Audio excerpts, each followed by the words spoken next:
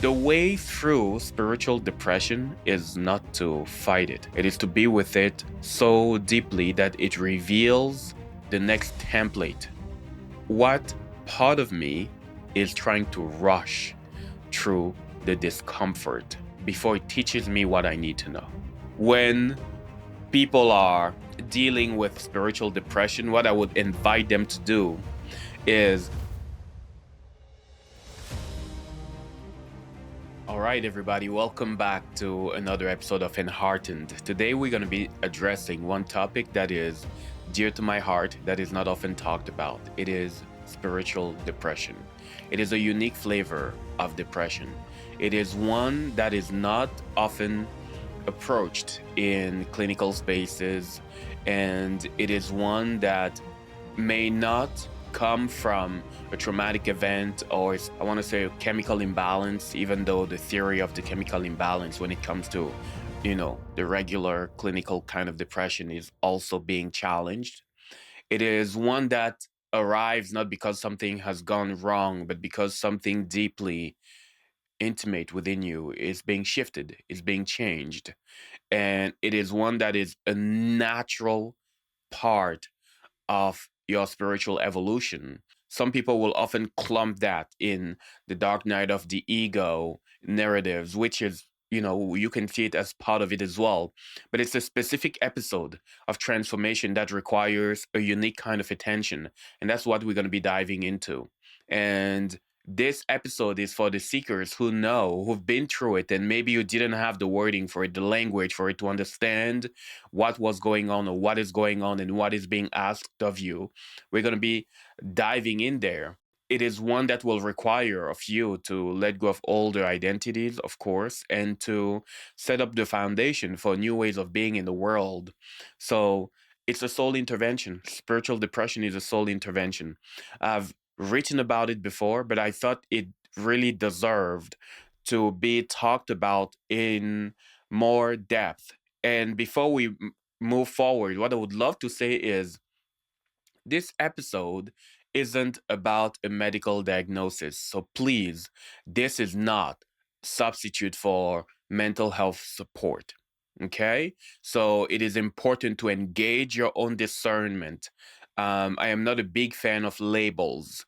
So don't use this episode as a way to put another label on yourself. It's a spiritual exploration, and that's where I want to take you. It's an offering for those who are really interested to continue walking the path of awareness and who find themselves in the fog of meaninglessness and a creative silence, basically. So, what we're going to be doing is I'll anchor the understanding of what spiritual depression actually is and how it might differ from other kinds. We will explore the signs that you might be going through a form of spiritual depression and that you might be in that kind of liminal space. I'll also share a little bit of my experience with it and how it has just been sometimes a moment of radically shifting my own game, radically shifting the way I show up. And then we'll also address some common misunderstandings that keep us stuck when we approach spiritual depression. Even in our spiritual communities, we can unintentionally bypass the sacredness of the process, only seeing it as a form of resistance, whereas there's something deeper going on. And I'll offer you a few reflection prompts, things that can allow you to work with it and also how you can begin to emerge from it. And that's the key important part. So you might want to listen till the end. And if you're new here, my name is Xavier Dagba. I'm your host. And if you've been enjoying the show, I'm inviting you to like, to subscribe, to leave a review wherever you're tuning in from. So let's go. Okay, spiritual depression. The first thing is there are these moments where you often feel disconnected out of the blue, as if your soul goes quiet, your light goes quiet. And I think that is one of the initial signs that some spiritual depression might be going on. What is spiritual depression? I see it as a soul initiated pause, meaning your soul is literally creating a cocoon where you are invited to review your life, sorry, and to redefine a few foundational ways you are operating in the world, you are engaging the world. It is not caused by a lack of motivation or laziness, but by an internal recalibration. I'm going to give this metaphor. Just imagine that you are driving 100 miles an hour in a specific direction, and you really thought you were meant to go there. You really thought that destination was yours. It might have been goals, it might have been desires, it might have been a marriage or relationship.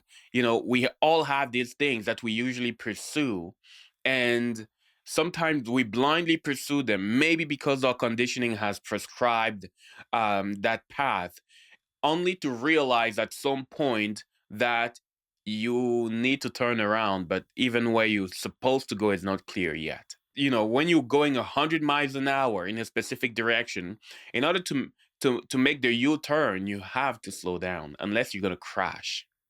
So it's actually proper energetic hygiene to go through that slowing down, to hit the brakes.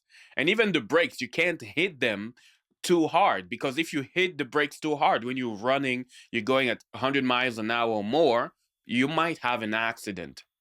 So it is a progressive journey of slowing down and then getting to a place where you are at a standstill so that you can actually recalibrate your vehicle and readjust the compass, which is a big part of it. And now ask yourself, where am I truly invited to go if I now no longer follow what I have been prescribed by the world around me, but now follow what my soul is trying to prescribe in that moment?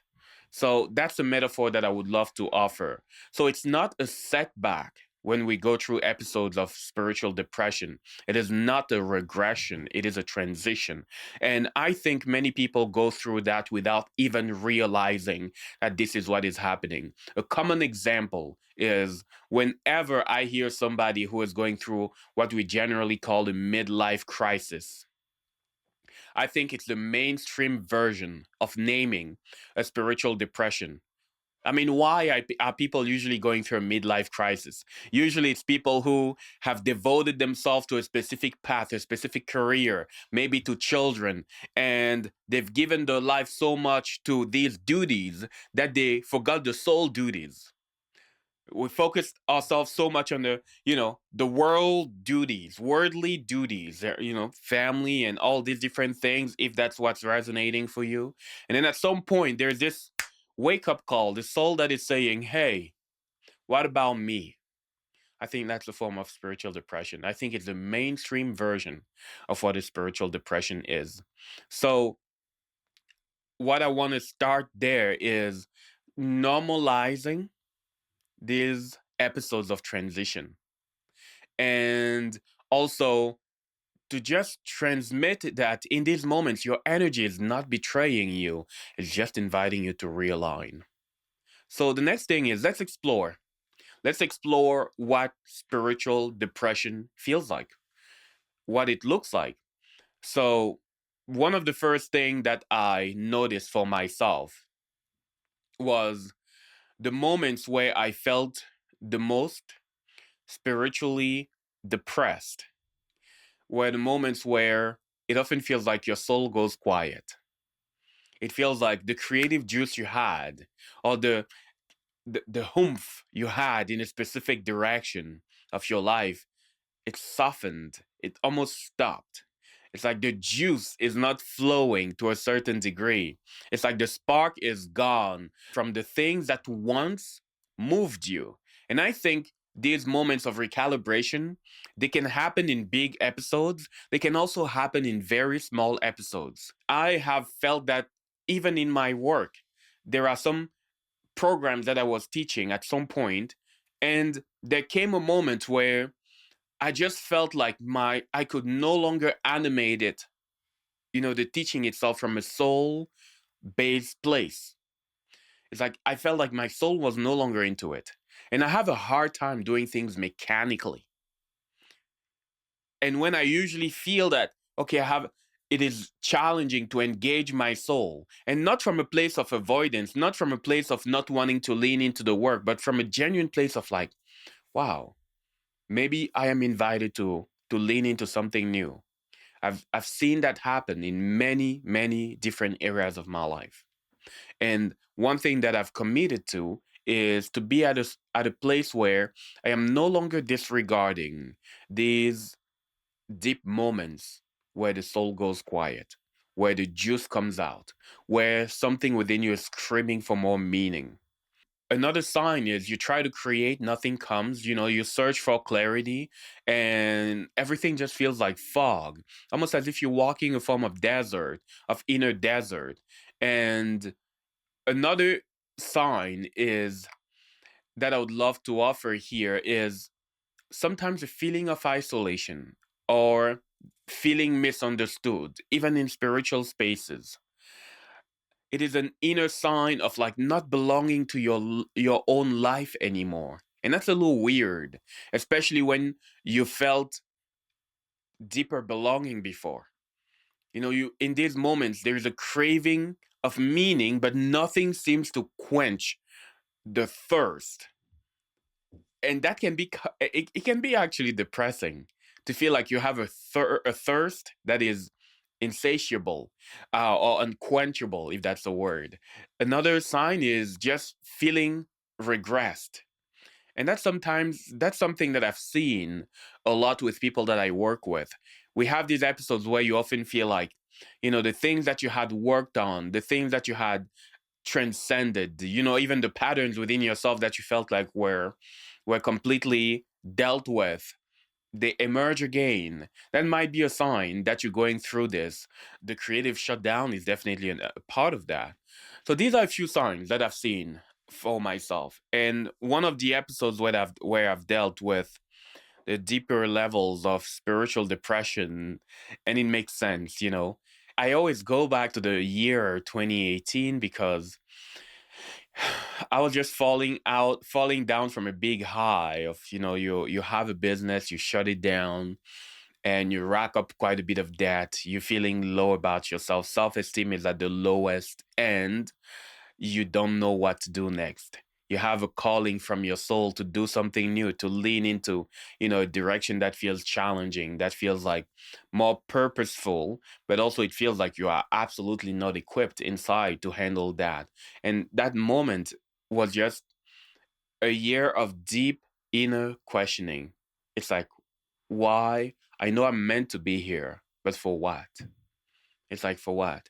And if I detoxed myself from all expectations and all the dreams and all the desires that I had internalized from the world around me, what would I truly want to do? What would I truly want to do?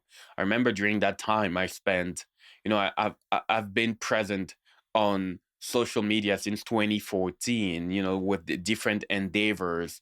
But at the time it was more into health coaching. But in 2018, I think the first 4 to 5 months of 2018, I just went completely quiet, completely creatively quiet. I stopped doing anything.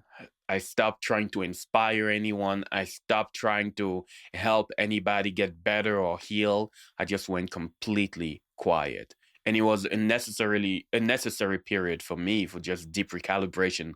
Plus, on top of that, there was the realization that in a few months I was going to become a dad. So I was just like, okay, the questioning has to get even deeper. It's like, do I want to be an example of a purposeless father? And the answer was obviously no. But the question was like, okay, what does it look like to deeply realign myself so that I can live a life of meaning and demonstrate that in the very best of my ability? So, what the realization was, of course, it didn't, that episode wasn't meant to break me. It was meant to break me open. And this is what happened. And usually, when people are dealing with an episode of spiritual depression, what I would invite them to do is almost like a mad person. For me, I was like a madman. I just engaged into a whole lot of clearing unfinished business. Imagine that you're basically moving from a house to another, kind of like a spiritual home to another spiritual home. And before you move, you have to tidy so many things, like relationships that were out of whack, that were out of integrity, work commitments that I no longer want to be involved into, even what it looked like to shut down the previous business, even what it looked like to tell former clients that I had to be like, hey, you know what? I am shifting direction. And you might not like where I'm going, but this is where I'm going. And making peace with losing, some people, making peace with sometimes, having people that were like, oh, what have you been waiting for? We knew you weren't meant to do what you were doing. Thank God you've opened your eyes. So it's like, what would it look like to start the clearing of unfinished business? For me, that was what that year looked like, the year 2018. And I've just, in a yearly basis now, it has become a practice now to ask myself, what is unfinished business in my life at the moment? How can I clear it on a regular basis? And I don't want to wait for my soul to intervene. I don't want to wait for the intervention. So that's one thing that I would love to offer. A few misunderstandings that people have around spiritual depression, and also we are in a culture where so many of the spiritual phenomenons that we are experiencing on a daily basis as human beings are just not really understood at all. They are not understood at all. And there's a big difference between, I want to say, I call it as clinical cultures and shamanic slash more spiritual cultures. I relate to Western cultures as a little bit more a little bit more clinical cultures. It's like if the clinical model has not found a way to understand an inner phenomenon, it's usually dismissed or disregarded or clumped together with what it's not. And, spiritual depression is part of it. When somebody goes through a dark night of the ego and their identity is being deconstructed, um, most cultures, most Western cultures are not equipped to really hold that, you know. And some other, I want to say, more indigenous cultures or more Eastern cultures, or even most cultures that are more connected to soul, have more and more of an ability of a capacity to hold space for that liminal transition where identity wants to be dissolved into something new. And some of the misunderstandings, sometimes even in spiritual circles, is we can happen to over pathologize discomfort. We can happen to want to run from it. We can happen to just name everything as resistance, or we can happen to say, you are just out of alignment, whereas a spiritual depression is alignment in motion. It is not being out of alignment. It is actually the realignment in motion. So it's important not to antagonize it or to make it wrong, which is something that we are so good at doing. We make the discomfort wrong. And that's one of the things that keep us stuck, because in so doing, we are not surrendering to the journey. And I mean, this, I think it's already common sense right now. Healing is not always high vibe. Spiritual expansion is not always high vibe. It doesn't always feel good. And sometimes it feels like many things need to collapse. And that's appropriate. So, one thing that I would love to offer as a prompt here is, what part of me is trying to rush through the discomfort before it teaches me what I need to know? What part of me is trying to rush through the discomfort? through this discomfort, if you feel like you've been experiencing a version of that, ask yourself, what part of me is rushing through this discomfort before it teaches me what I need to know? And again, the invitation here is not to be complacent with pain. It's not to be complacent with, you know, dwelling in it, but it's about allowing yourself to be present with what is here and allowing yourself to engage what is here with as much curiosity as you can possibly harness. And that's a key part, that's a key element. So, another thing that is important to keep in mind when we are approaching spiritual depression is the energetics of masculine and feminine as we approach spiritual depression are important to also keep in mind. Most of us have been trained in the masculine model of transformation, which is I need clarity, I need forward motion, and I need to take care of this right away, to fix this right away. And sometimes with a spiritual depression, it doesn't quite work that way. Meaning, first you're navigating some sort of inner fog, some sort of inner desert, and you have to attune to a different compass, which cannot necessarily be the mind. It has to be a little bit more heart based or, you know, really heart based. So, spiritual depression invites what I like to think of as more of the feminine archetype of healing. And that means embracing slowness, embracing allowing, embracing the gestation, because I like to think of it as a gestational phase. It's almost like a pregnancy, and I don't care about your gender here. You know, it's a gestation phase. There is death, there is mystery in it, and all these fears happen to come up. It's like, and being intimate with the unknown on a visceral level, it involves that. And for some people, I include myself in there, it can sometimes be one of the most terrifying things to do. And it makes sense. But I just want again to say that it is really important to allow yourself to embrace that kind of feminine archetype of healing.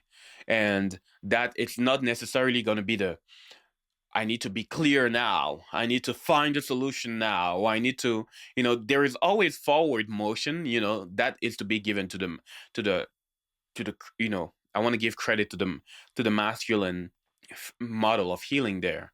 But in these moments, what your your masculine mind, if I'm going to put it this way, of your masculine psyche needs to do, it is the courage to harness the courage to engage deliberately the unknown. That is the role of your inner masculine blueprint there. It is to harness the courage to engage the unseen, to harness the courage to engage what challenges you, what scares you. That's the role of your masculine blueprint in there. And the role of your inner feminine blueprint in this thing, again, I don't want to genderize the whole conversation. So take that away, think about it as yin and yang. But both approaches are necessary. One needs to engage the unknown, one needs to engage the unseen, one needs to engage even the body. And you can think if you need something to do, quote unquote, that is part of the doing. And the other part is allowing the gestation, the death, the mystery. And it is asking of you to stop making it wrong, to listen to it instead. So in a way, what that makes you is first you become a form of inner alchemist. And also there is a big invitation there to deal with the chaos. And what I mean by chaos there, it is just the realm of the unstructured, because there's a shift of internal values that you're invited to operate from. And in that moment, it can feel unsteady. It's like, basically, I see a spiritual depression as an initiation to help you stay rooted with no ground. And that is mind boggling. But it's important to say that again. And I want to link it to the conversation that I've had in the previous episode around soul safety. I feel like we're going through this initiation where we are invited to find safety in places where the ground is constantly shifting. In case no one told you, the ground that we are standing on is constantly shifting. The earth is constantly moving. And sometimes the movements are very slow. The earth is constantly spinning, if you want to go with that theory. But the whole thing is, we are constantly navigating a sea of change, and consciousness is constantly changing. So there's an invitation to make peace with the velocity of change that your soul wants you to embrace right now. So that's one thing I want to offer there, to make peace with the the challenges, the pain that may come from the recalibration, and also the joy. Because I realize, yes, a big part of what I teach is shadow integration. Therefore, there is a great focus on what is challenging and difficult. But I think there's more and more of a reclamation to experience joy, not from a heady place, not from short lived pleasure, not just like a shot that feels like an orgasm that will last a couple seconds, but a more embodied experience. So, yeah, or the journey of navigating or walking our way through spiritual depression will require of us to deal with all these energetics and to make peace with the divine undoing that comes with your emergence. And that's what I would love to talk about now. It's like, what would it look like to emerge from the fog without forcing a breakthrough? And I think that's also important. So, the way through spiritual depression is not to fight it, it is to be with it. It is to be with it so deeply that it reveals the next shape, the next template, so that it reveals how your soul wishes to be expressed in the next chapter of your life. So it demands deep listening. So what I would love to do is, I'm going to offer you a few prompts, just a few ones, so that you can begin to work with it and see what is emerging from you. I will offer them as incomplete sentences, and you can complete them as spontaneously as you want, as you can. What I am tired of running from in my life is, that's the first one. What I am tired of running from in my life is, what is emerging from you. Because usually the soul intervention happens when we've been unable to see our true path, or sometimes we've been caught in a form of denial for a very, very long time. And then your soul is basically holding you and saying, hey, I need you to stop. I need you to stop and turn towards what you came really here to do. So ask yourself, what I'm tired of running from in my life is. And what comes up for you might not necessarily be something that's purposeful. It might not necessarily be something that's exciting and beautiful. It might be some challenge that you've been ignoring for the longest time. It might be, again, part of the divine undoing, part of the detox. So it's not always, what is exciting and purposeful in the new path. Sometimes when you start emerging from a spiritual depression, the first step is going to be a divine cleanup. So check that for yourself. And that's what the next prompt is about. The unfinished business I know I must deal with is. And what it looks like to deal with that is. And the next prompt is what my intuition has been inviting me to address, but that I haven't been listening to is. Again, just check. Ask yourself. What I need to meet with love within me to be free is. What I need to meet with love within me to be free is. What comes up for you? And the last prompt is, if I was given full creative license to design the life my soul longs for, it would look like. If I were given full creative license to design the life my soul longs for, it would look like. These 5, maybe 6 prompts I offer. If you work with them, if you really engage them, if you really, really engage them, you might become aware of where more of the U-turn is needed. And if deeper work like this, coupled with somatic inquiry, is something that you feel called to do, in my membership community, the Embodied Light Project, that's what we do. The whole point is to create the spaciousness for you to hold more of your brightness, more of your gifts, more of your light. In my experience, that is the purpose. That's the purpose of shadow work. If shadow work is only to ruminate pain, it becomes depressing, literally. But if it is there to serve more of your aliveness, sign me up for. And that's how I choose to approach it. That's what I teach. That's what I bring into the the spaces that I hold. And also that's what is infused in my book that will be coming later this year, Scars of Gold.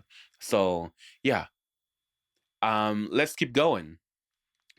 To the prompts that you have there, you can even add some sort of ritual to give them more depth, because the psyche works a lot with symbolism. It understands symbolism. So bring in your creativity as you inquire. Now, something that I would love to touch on is the signs of emergence. And sometimes you will know when you are ready to emerge. And that one of the first signs I've seen for myself is the energy starts to move again. The juice is there. You might not necessarily know what it looks like to have the full path laid out in front of you. But I'm inviting you to think of it as, the I think it's Michelangelo that gave a really beautiful imagery of how to work with this energy. And what I remember of it is, I think he was asked how he kind of imagined the sculpture that he created. And he said something along the lines of, he didn't imagine anything. The sculpture was already in the marble, and he just allowed it to come out. Now, I probably butchered so much this exchange that Michelangelo had, or, whatever it was. But the key point is, there is a relationship between the artist, or between the creator, and the raw material, which in this situation was marble.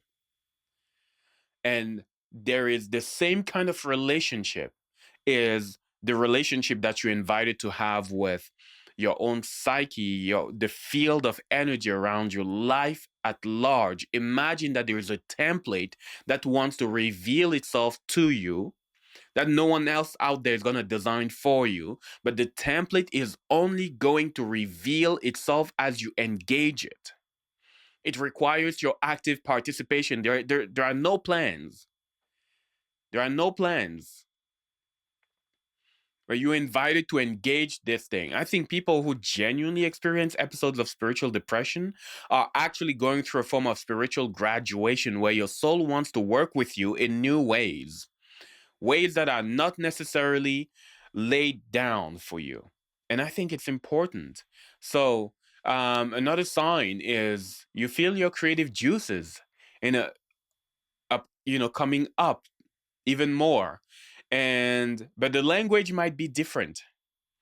The language of your creative impulses or your creative endeavors, it might be completely different. And you begin to want to create from truth, not performance. When your main focus becomes alignment with truth instead of performing according to someone else's standards or society standards, you know that you are at that place of emergence. And you understand that this is not about strategy, it is about soul. It's to create from soul, not strategy. And I'm not saying that strategy is not important, it is. But soul wants to have more room at the table of decision. Let's put it this way.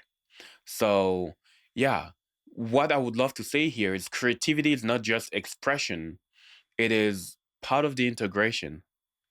In order to move through a spiritual depression, you're going to need to find more soulful ways in your own, in your in according to your own blueprint, soulful ways to engage your creative energy. So what I often like to tell people when they navigate through that is create. Create imperfectly. Even when it feels like the creative juices are not there, play with clay type energy. Engage your creative muscle in a in a unique way. Yes, do the cleanup. Yes, do the important cleaning and finish business. That is the first part. And then the next one is engage your creative energy and look for ways it wishes to express itself. So, one thing that I would love to maybe end with is to say that if you've been walking through spiritual depression now, you're not broken. You're not behind, there's not something wrong with you. At the core, there's nothing wrong with you. You are becoming. And I would love to hear from you. Have you experienced something like this? Is it something that you've navigated? And what have you done? What are the ways you've worked through this to emerge? What has your emergence looked like? I'm really curious. And I think with this, it is important to understand that you're not alone, that it's a natural part of the journey of spiritual expansion, and you can't rush the medicine. I think no one likes to hear it, but you can find peace in the undoing. And how to find peace in the undoing is through surrender. It is through deeper acceptance. It is through trusting that there is something within you that is working in your favor. It is through trusting that the process is actually benevolent, even though sometimes it doesn't feel like it. It is to find ways to love yourself in the spaces where you feel devoid of meaning, which is a big part of this journey. Because if you only want to love yourself when you feel inspired, when your juices are flowing, when you're feeling flow, then it's another form of conditional love. But if you're willing to love yourself in the spaces, when you navigate the desert, that's also important. Most religion traditions, there are episodes of walking the desert, going through the desert. In this Christian tradition, there is some of that. I've heard some similar stories in other religious traditions there. But I think it is a metaphor for what a spiritual depression is, or a dark night of the ego is. So give yourself a great deal of grace there. So I want to thank you again for leaning in there. And if this thing is really speaking to you, two things that I would offer to you. I have a workshop, a free workshop, The Alchemy of Resistance, that can allow you to work through the energetics of spiritual depression. You can find it on my website, xavierdagba.com. And again, I'm inviting you to like, to subscribe, to leave a review. Thank you for being here. Thank you for joining me in this conversation. And I'll see you in the next one.